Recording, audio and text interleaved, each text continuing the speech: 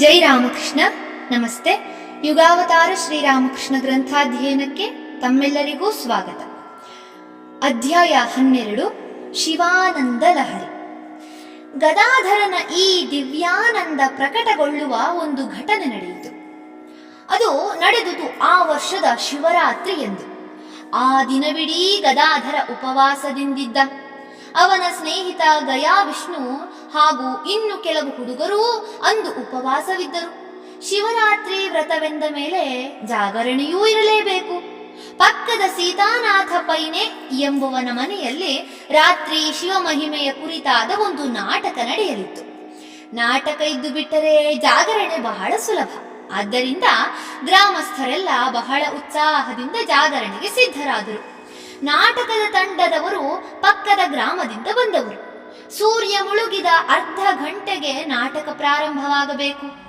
ಆದರೆ ಸಂಜೆಯ ವೇಳೆಗೆ ಸುದ್ದಿ ಬಂತು, ಶಿವನ ಪಾತ್ರ ಮಾಡಬೇಕಾಗಿದ್ದವನು ಕಾಯಿಲೆ ಬಿದ್ದು ಹಾಸಿಗೆ ಹಿಡಿದಿದ್ದಾನೆ, ಬರುವುದಕ್ಕೆ ಸಾಧ್ಯವೇ ಇಲ್ಲ ಎಂದು.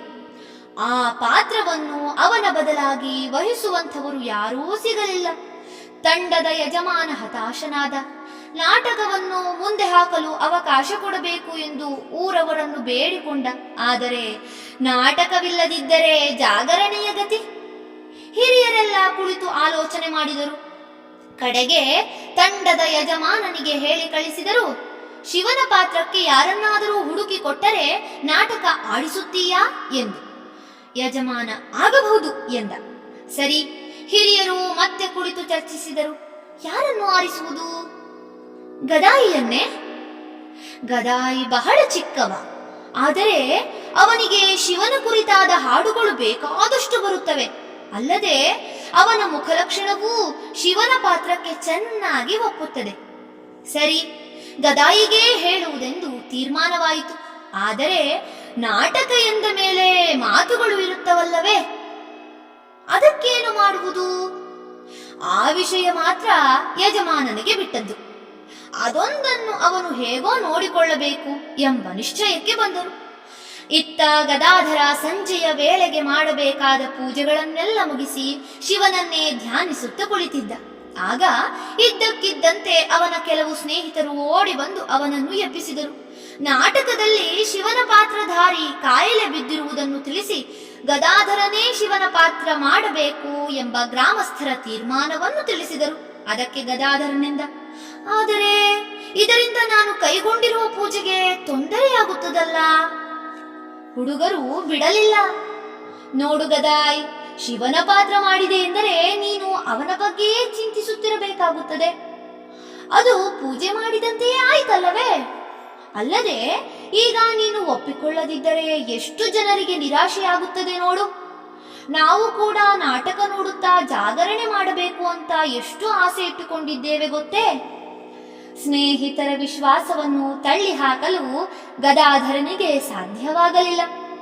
ತಾಯಿಗೆ ವಿಷಯ ತಿಳಿಸಿ ಗೆಳೆಯರೊಂದಿಗೆ ಹೊರಟ. ಗಯಾ ವಿಷ್ಣುವು ಇತರ ಸ್ನೇಹಿತರು ಸೇರಿ ಗದಾಧರನಿಗೆ ಶಿವನ ವೇಷ ತೊಡಿಸಿದರು. ಅವನಿಗೆ ಆ ವೇಷ ಬಹಳ ಚೆನ್ನಾಗಿ ಒಪ್ಪುತ್ತಿತ್ತು. ರಂಗಮಂಟಪದ ಪಕ್ಕದ ಕೋಣೆಯಲ್ಲಿ ಅವನು ಶಿವನ ಬಗ್ಗೆಯೇ ಆಲೋಚಿಸುತ್ತ ಕುಳಿತ. ಸಮಯಕ್ಕೆ ಸರಿಯಾಗಿ ಪರದೆ ಸರಿಯಿತು. ಒಬ್ಬ ಸ್ನೇಹಿತ ಬಂದು ಗದಾಧರನನ್ನು ಕರೆದುಕೊಂಡು ರಂಗಮಂಟಪದ ಕಡೆಗೆ ಹೊರಟ.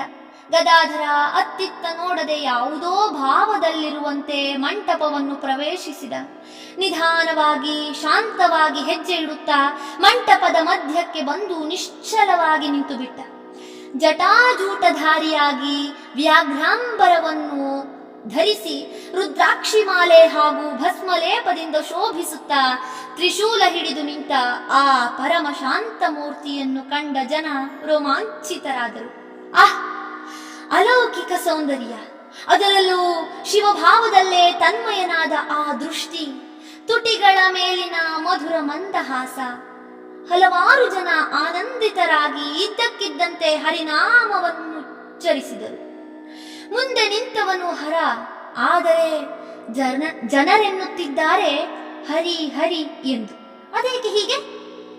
ಅವರೆಲ್ಲ ವೈಷ್ಣವರು. ಹರಿನಾಮವನ್ನುಚ್ಚರಿಸುವ ಅಭ್ಯಾಸ ಅವರದು. ಈಗ ತಮ್ಮ ಕಣ್ಮುಂದಿನ ದಿವ್ಯಾದ್ಭುತ ದೃಶ್ಯವನ್ನು ಕಂಡು ಅವರ ಬಾಯಿಂದ ತಾನೇ ತಾನಾಗಿ ಹರಿದು ಬಂದಿದೆ ಹರಿನಾಮೋಚ್ಚಾರ. ಇನ್ನು ಕೆಲವು ಮಹಿಳೆಯರು ಗಟ್ಟಿಯಾಗಿ ಉಳು ಉಳು ಉಳು ಎಂದು ಶಬ್ದ ಮಾಡಿದರು. ಬಂಗಾಳದಲ್ಲಿ ಶಿವನ ಸನ್ನಿಧಿಯಲ್ಲಿ ಮಹಿಳೆಯರು ಮಾಡುವ ಮಂಗಳ ಧ್ವನಿ ಇದು. ಆನಂದಾತಿಶಯವನ್ನು ವ್ಯಕ್ತಗೊಳಿಸಲು ಬೇರೆ ಶಬ್ದಗಳುಂಟೆ, ಆದ್ದರಿಂದ ಈ ಬಗೆಯ ಶಬ್ದ. ಮತ್ತೆ ಕೆಲವರು ಶಂಖಗಳನ್ನೂದಿದರು. ಈಗ ಸಭಿಕರನ್ನು ಶಾಂತರನ್ನಾಗಿಸಿ ಅವರ ಗಮನ ಸೆಳೆಯಲು ಸೂತ್ರಧಾರ ಗಟ್ಟಿಯಾಗಿ ಶಿವನ ಕುರಿತಾದ ಸ್ತೋತ್ರವನ್ನು ಹಾಡತೊಡಗಿದ. ತಕ್ಷಣ ಗಲಾಟೆ ಸ್ವಲ್ಪ ಕಡಿಮೆಯಾಯಿತಾದರೂ ಜನರು ಮೆಲುದನಿಯಲ್ಲಿ ಒಬ್ಬರಿಗೊಬ್ಬರು ಹೇಳಿಕೊಂಡರು, ಅಬ್ಬಾ, ಏನು ಚೆನ್ನಾಗಿ ಕಾಣುತ್ತಾನೆ ನಮ್ಮ ಗದಾಯ್. ಇವನಿಗೆ ಶಿವನ ವೇಷ ಇಷ್ಟು ಚೆನ್ನಾಗಿ ಒಪ್ಪುತ್ತದೆ ಎಂದು ನಮಗಾರಿಗೂ ಅನ್ನಿಸಿರಲಿಲ್ಲ.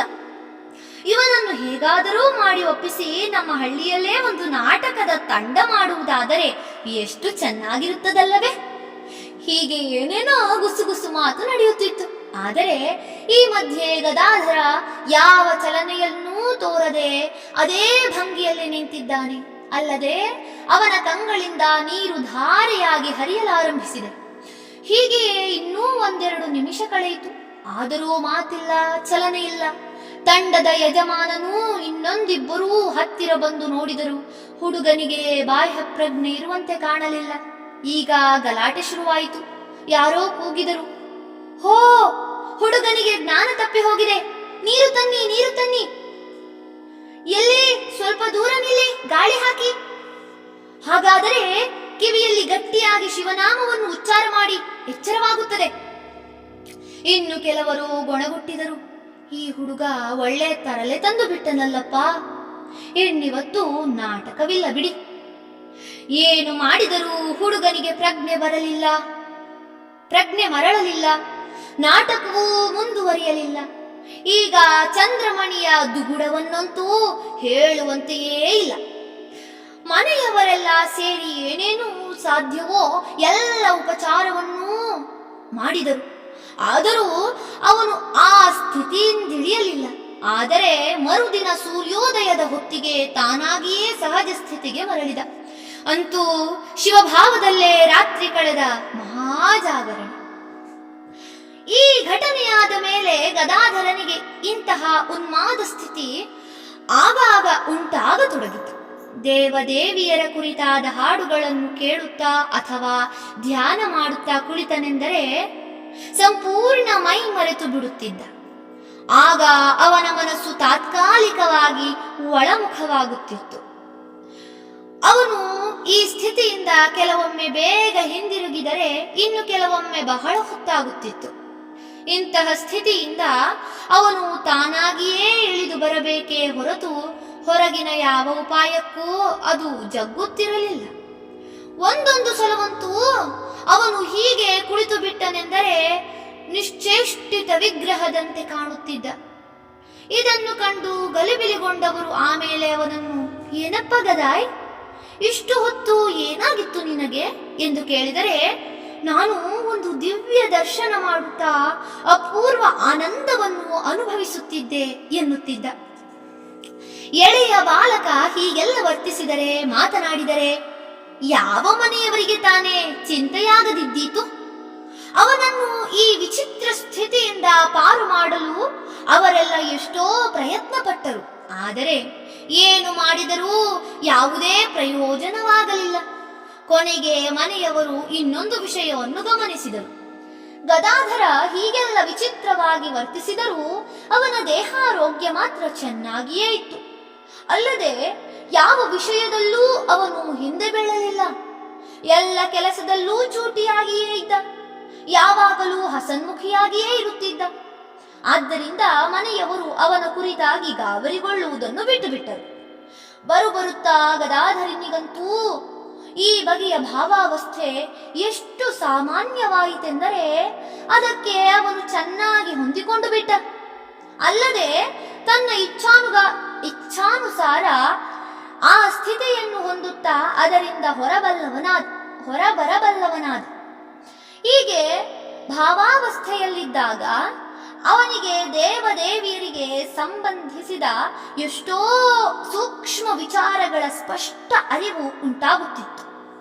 ಸಹಜವಾಗಿಯೇ ಅವನಿಗೆ ಇದರಿಂದ ತುಂಬ ಸಂತೋಷವಾಗುತ್ತಿತ್ತು. ಅಲ್ಲದೆ ತಾನೊಂದು ಅಸಹಜ ಸ್ಥಿತಿಯಲ್ಲಿ ಇರುತ್ತೇನೆಂಬುದು ತಿಳಿದರೂ ಅವನಿಗೆ ಆ ಬಗ್ಗೆ ಸ್ವಲ್ಪವೂ ಆತಂಕವಿರಲಿಲ್ಲ. ದಿನ ಕಳೆದಂತೆ ಗದಾಧರನ ಆಧ್ಯಾತ್ಮಿಕ ಸ್ವಭಾವ ದೃಢವಾಗುತ್ತಲೇ ಬಂದಿತು. ಹಳ್ಳಿಯಲ್ಲಿ ಯಾವುದೇ ದೇವದೇವಿಯರ ಉತ್ಸವವಾಗಲಿ ಅದರಲ್ಲಿ ಅವನು ಉತ್ಸಾಹದಿಂದ ಭಾಗವಹಿಸುತ್ತಿದ್ದ. ಆ ಹಳ್ಳಿಯಲ್ಲಿ ಸಾಮಾನ್ಯವಾಗಿ ಹೀಗೆ ಪೂಜಿಸಲ್ಪಡುತ್ತಿದ್ದ ದೇವರುಗಳೆಂದರೆ ಹರಿ, ಶಿವ, ಮನಸಾದೇವಿ, ಇಲ್ಲವೇ ಆ ಗ್ರಾಮದ ಧರ್ಮದೇವತೆ. ಗದಾಧರನಿಗೆ ಈ ದೇವದೇವಿಯರಲ್ಲಿ ಯಾವುದೇ ಭೇದ ಬುದ್ಧಿ ಇರಲಿಲ್ಲ. ಅಷ್ಟೇ ಅಲ್ಲ, ಅವನಿಗೆ ಯಾವ ದೇವತೆಯ ಭಕ್ತರ ವಿಷಯದಲ್ಲೂ ಅನಾದವಿರಲಿಲ್ಲ. ಎಲ್ಲರೊಂದಿಗೂ ಅವನದು ಸಮಾನ ಸ್ನೇಹ. ಅಲ್ಲದೆ ಆ ಹಳ್ಳಿಯ ವಾತಾವರಣವು ಅವನಿಗೆ ಈ ದೆಸೆಯಲ್ಲಿ ನೆರವಾಯಿತೆನ್ನಲೇಬೇಕು.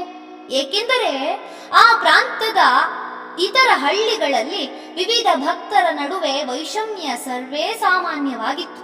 ಆದರೆ ಕಾಮಾರಪುರದಲ್ಲಿ ಮಾತ್ರ ಜನರು ಅಂತಹ ಭೇದ ಭಾವವಿಲ್ಲದೆ ಸಾಮರಸ್ಯದಿಂದಿದ್ದರು. ಧನ್ಯವಾದಗಳು.